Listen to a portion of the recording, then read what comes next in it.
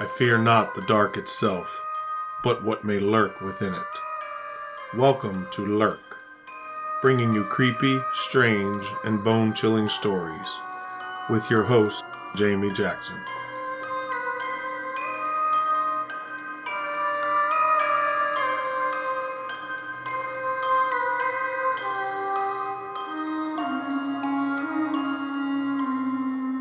Hey lurkers, welcome to this week's episode. This is the episode that I was supposed to release last Friday. So you're going to have 2 new episodes this week. We're going to have this episode, and then we're also going to have our Christmas Eve ghost story episode. The ghost story episode will either be released Friday, or it will come out on actual Christmas Eve. So for this episode's topic, we're going to be looking at 2 mysterious disappearances. Missing 411 cases, if you will. One has a happy ending and one does not. They both involve children, just to give you a heads up. So the first one we're going to talk about is the disappearance of a 4.5-year-old boy named Alfred Beilhartz, who went missing while camping with his family in Rocky Mountain National Park during the Independence Day holiday. Rocky Mountain National Park is about 415 square miles, containing meadows, alpine lakes, and towering mountain peaks. There are 300 miles of hiking trails. The park is home to many animals, including elk, bighorn sheep, mule deer, foxes, lynx, cougar, moose, and black and grizzly bears. The Beilhartz family, along with some family friends, were camping about 1/4 mile west of the Fall River Lodge, just south of the west exit of the current Lawn Lake trailhead, just below the Horseshoe Falls. On July 3, 1938, the Beilhartz family woke up bright and early to start their day. William Beilhartz, Alfred's father, went over to a nearby stream to wash up, and Alfred followed him. Orrin Bronson and Walter Hansen, family friends, were about 500 feet away, also freshening up in the stream. Alfred and his father finished before Orrin and Walter. William, the dad, headed back to camp, and Alfred headed over to Orrin and Walter to walk back to camp with them. When Orrin and Walter arrived at camp, it was noticed that Alfred wasn't with them. He had gone missing somewhere between the time his father William had headed to camp and when Orrin and Walter returned. The campers began searching for him immediately. There were over 12 people searching. Everyone was convinced that they would find him quickly, as he couldn't have gone far in such a short amount of time, and he would undoubtedly hear the dozen or so people calling his name. After searching the area with no luck, they contacted the ranger at the Fall River Ranger Station, who called in the Civilian Conservation Corps, or CCC. The CCC was a work relief program created as part of Roosevelt's New Deal. They were called in to help with the search effort. Within 45 minutes, over 100 CCC members arrived and began searching. On July 4th, bloodhounds from the Colorado State Prison were brought in to aid in the search, but they were unable to pick up Alfred's scent. Rangers were operating under the assumption that Alfred had fallen into the nearby river and drowned. The decision was made to dam and divert the river. On July 5th, CCC members used sandbags, rocks, and logs to divert and drain the river, and the searchers used grappling hooks and pikes to search the riverbed. They searched the drained riverbed 8 separate times with no result.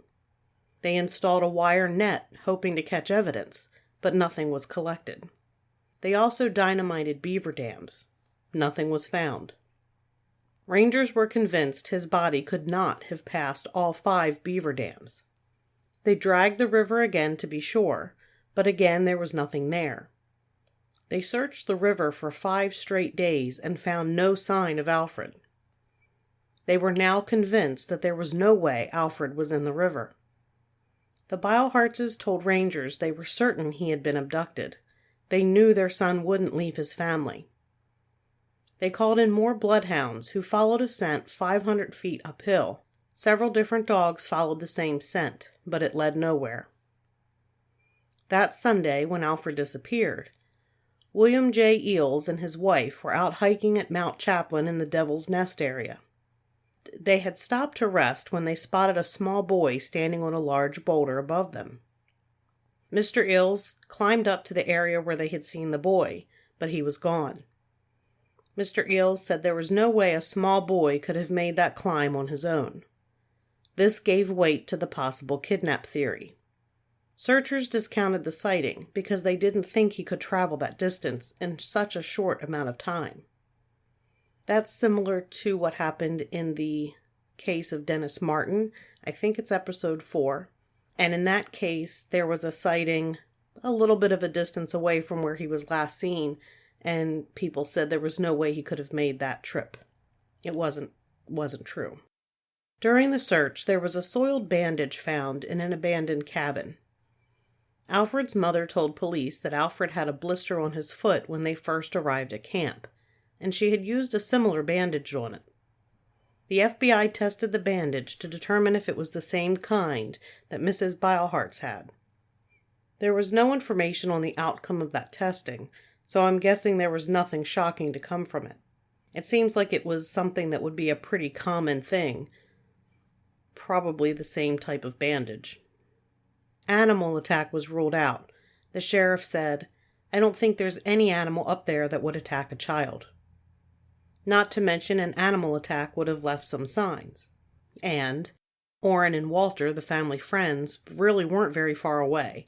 If an animal had attacked Alfred, they would have seen or heard something. After 10 days, the search was called off. There was another sighting of Alfred in the state of Nebraska. A Mrs. Lynch from Big Spring, Nebraska, allegedly saw Alfred and an unknown man walking along the highway as she and her husband were driving by. She told her brother-in-law, who contacted the Denver police. The brother-in-law said she was positive the boy was the one whose picture she saw. There's no information about whether or not the sighting was looked into. In November 1938, a man in overalls hand-delivered a ransom letter to Mr. Beilhartz. The letter in part read, "We have gone out west. We are now out of money. Your boy has not taken to us. We will return him to you if you will secure $500 in old $1, $5, and $10 bills, and place them in a kettle at the corner of East 32nd Avenue and Syracuse Street." Mr. Beilhartz contacted the police and a sting was set up. Mr. Beilhartz left a note in the kettle asking for proof of life of his son.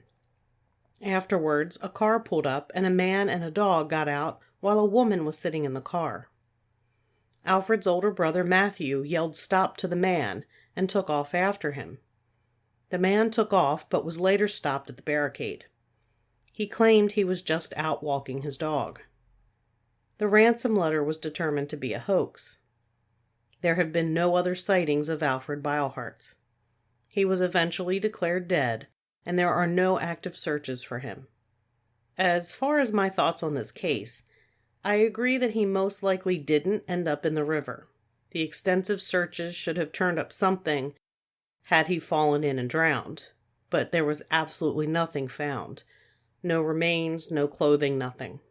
I tend to believe that he was abducted. I think those sightings, at least the one in the park, was Alfred. I'll note that there was one piece of information that said the boy sighted by those hikers disappeared from view as though he had been yanked back. But since I only found that in one place, I'm not certain on the validity. And that's going to bring us to our next case, the disappearance of Keith Parkins. Now this one has a good outcome. I thought it best to end on a high since we are in the holiday season.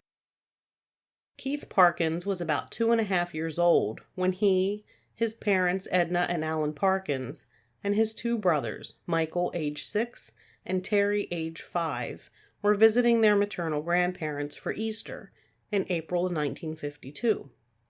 The grandparents lived on a cattle ranch in Ritter, Oregon. At this time of the year, it was cold and there was snow on the ground. On Wednesday, April 9th, 1952, the 3 boys, Keith, Terry, and Michael went down to the barn to see a new calf. Around noon, their mother Edna called them in for lunch. Michael and Terry entered the house, but Keith did not. When their mom asked where Keith was, Michael and Terry said he was coming and that he had gone around the barn the long way. Edna sent the two boys to get their brother, but they couldn't find him. Their mother also went to look, but there was no sign of Keith. Keith's mother was worried and immediately called authorities. By 2 p.m. a search was started. The search grew until nearly every man from Ritter and nearby Long Creek were involved. Even some of Alan Parkins' co-workers from the Washington State Penitentiary came to help. Mrs. Parkin mentioned that the search wasn't your typical organized search that most people know of today, but the men knew what they were doing. They lined up shoulder to shoulder, spread out but within shouting distance, and searched the area slowly. Edna Parkins said that her son Keith had no medical issues, and though she couldn't say he was experienced in hiking, he did live in a rural area and was familiar with the outdoors. 150 men searched into the night. The weather was cold, temperatures were well below freezing.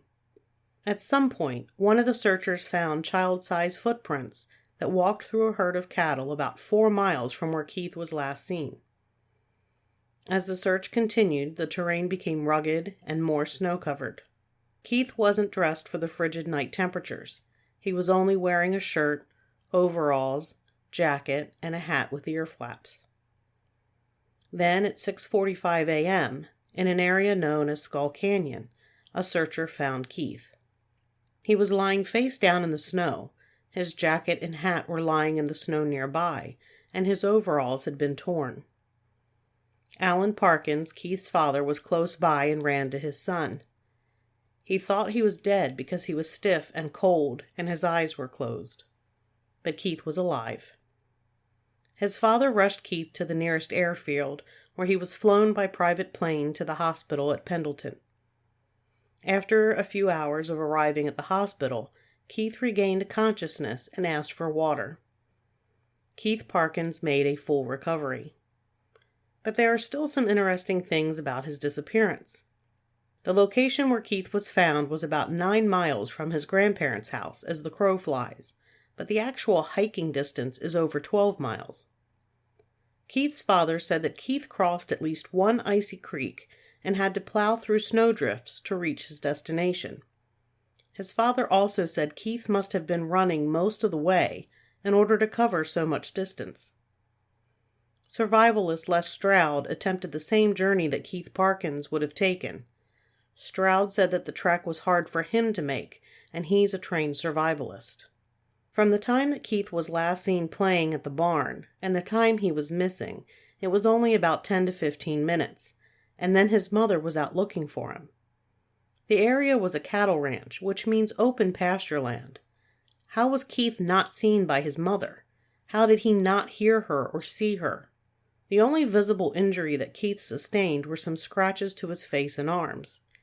Keith also mentioned something about a cat scratching him.